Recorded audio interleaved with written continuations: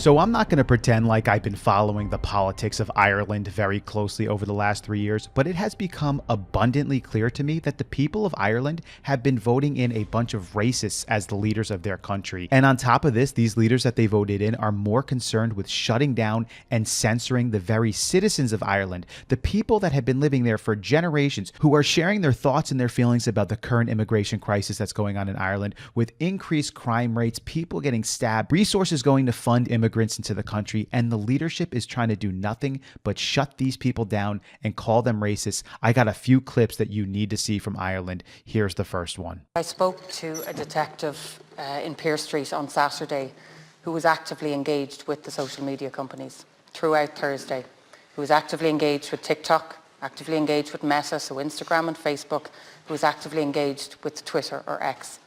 She said very clearly that social media companies, in particular TikTok and Meta, they were responding, they were engaging with Gardaí, and they were taking down these vile posts as they came up. X were not. X were not. They didn't engage. They did not fulfil their own community standards. And that is why we are moving to a situation where these companies do not get to self-monitor. That's why Commission a Man has been established, to make sure that these companies are held responsible, because while some were responsible, others were not. So let me reassure you, Gardaí were seized of this. They were engaging. They were engaging directly with the social media companies. So let's just say it like it is. This is exactly what she's saying. She's saying that the government of Ireland has been in constant communication with the big tech and social media companies and telling them to pull down any of these posts being done by Irish citizens in which they are saying we have a problem, an immigration crisis. They're protesting, boycotting. They're out there trying to say we need to solve this issue, and they're telling them pull it. The government of Ireland wants to be in control of what the people see and what they hear and what they know. And if it goes against what they believe, which is essentially that Ireland is a racist country and that the immigrants deserve to be lifted up and the people of Ireland need to be suppressed and censored, if any posts go against that, they need to be torn down. And wouldn't you know, it was Facebook and TikTok that was actually listening to these government organizations. Two of the most socialist media companies there, TikTok, Chinese government run, and Meta, Facebook under Mark Zuckerberg. And the free platform X, Twitter, didn't listen to you. And they believe, the government says, that X is the problem, the one that allowed the free flow of information for people to decide what they wanted to on their own. Nope.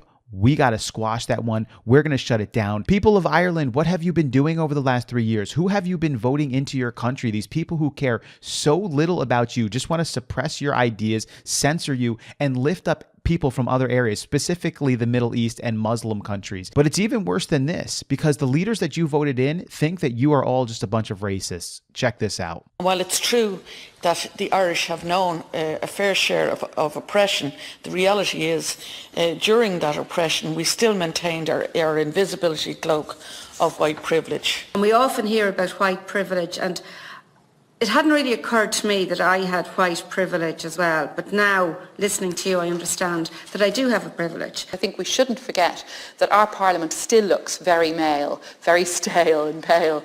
Of course you can say that. You're a middle-class white man. So you view the law completely different to somebody who is a traveller, to somebody who is uneducated, to somebody who's maybe a member of the Roma community. So it is very, very different. You know that the law doesn't treat you the same. It doesn't treat you the same.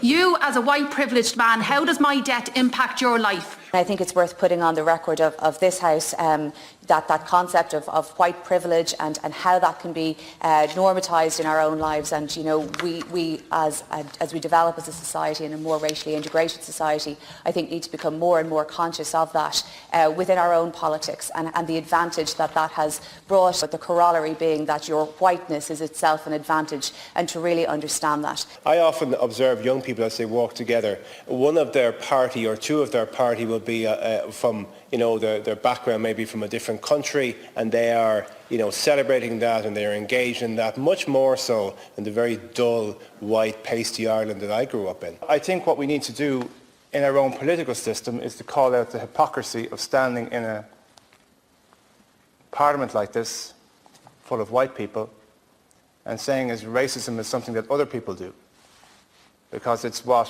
politicians here in Ireland do. Because the Ireland that I grew up in was made for people just like me. It was made for white, middle-class, able-bodied, heterosexual men. It was made for us. We've always run this place. We see ourselves everywhere. And if you walk around the walls of, or the halls of this esteemed building, you generally see people who just look just like me. There is obviously a fairly obvious deficiency in what we're doing. We're basically a room full of white men talking about racism.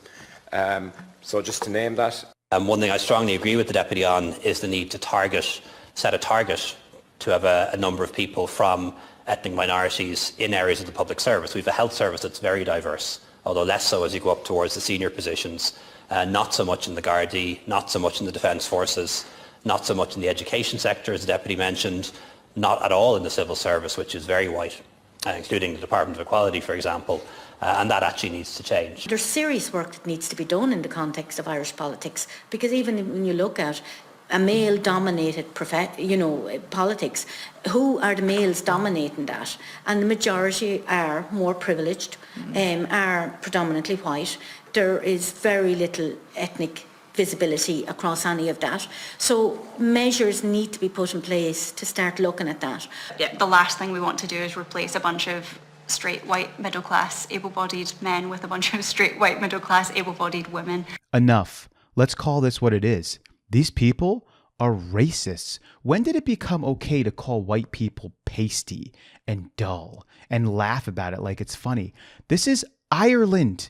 The people from Ireland are white historically for thousands and thousands and thousands of years. It's way up north. They're white. Of course, it's going to be run overwhelmingly by white people. Even in 2023, it's 95% white people. So what are these people talking about? Oh, we just have a bunch of white leaders here. Yeah, you're Ireland. That's what's going to happen. Well, we can't have that because that's not good. We need to have people from other places around the world running our country. So we need to take them in from other locations and then have them come over here and just say, hey, well, what do you want to do in Ireland? It's Ireland. It's your country. It's your tradition. It's your culture. Again, Irish people, what in the world have you been doing in the last few years? Who are you voting in? What are you trying to get done? These people are going to screw up your country. You shouldn't make Ireland something else. That's not the goal. That should never be the goal. And I know these same people, if I told them, hey, if you go to another country, are you going to try to make that country like yours the way you want it? They would say, of course not. We respect them, but you don't have enough self-respect to say the same thing for your own country?